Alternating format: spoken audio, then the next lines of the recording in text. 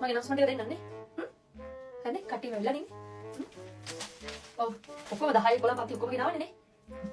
මේ ඔක්කොම නේ ඉන්නේ. හරි සරි මම බලන්න. ළමයි දැන් හෙට මොකද? හෙට මොකද්ද? කොහෙද යන්නේ? ට්‍රිප් එක යනවා. හරි ට්‍රිප් එක ගියා කියලා නටන්න ලෑස්ති වෙන්න එපා. නටන්න කියන්නේ මම කියන නටුන් දන්නවනේ නෝනාමල ටික නේ. ඒ නටුන් නටන්න ලෑස්ති වෙන්න එපා. හැම පන්ති දෙකටම ටීචර්ස්ලා දෙන්න ගානේ. පන්ති දෙකක් එක බස් එකේ යන්නේ. 6 වෙනි ඉස්කෝල ළඟට එන්න ඕනේ. තේරෙනවද? 6 වෙනි ඉස්කෝල ළඟට එන්න ඕනේ නැත්නම් දාලා යනවා. ඉන්නේ නැහැ. තේරුණාද? ගිය පාර වගේ ඉන්නේ නැහැ. මේ පාර නම් chance නැහැ වේලාසනින් නැගිටිනවල ඈ. අපිට බලන් ඉන්න බෑ එතන. ළමයි 40ක් තියාගෙන 42 වෙනියයි 43 වෙනියයි එනකම්. තේරුණාද? දෙන්න තුන් දෙනා එනකම් බලන් ඉන්න බෑ.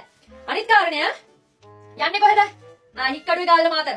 හරිද කෑම හදන් එන්න ඕනේ. දැන් අපි ඔයාලගේ සල්ලි එකතු කරා. ඒකට හරියන්න හවසට අපි පොඩි කෑමක් දෙනවා ස්පොන්ජි. කිරි පැකට් එකේ ස්පොන්ජි කිරි පැකට් උයි දෙන්න. හරිද? ඊට පස්සේ දන්නවනේ යන්නේ කොහෙද? ගාල්ල මාතර.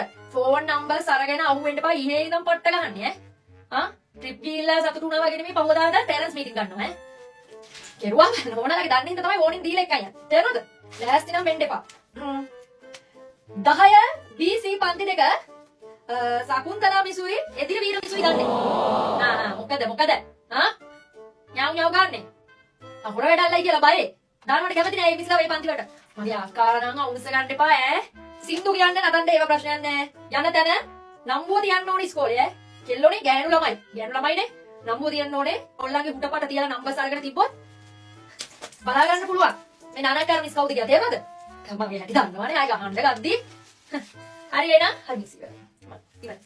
හරි එහෙනම් පන්ති වලට යන්න පුළුවන්. හෙට උදේම එන්න ඕනේ ඈ මම ආයෙ කියන්නේ. සද්ද එර ගහන්නද යනවද? මම මිස් කොහේ කතා කරනවද මම කියනවා යාළුවෝ ඉතින්. යන්න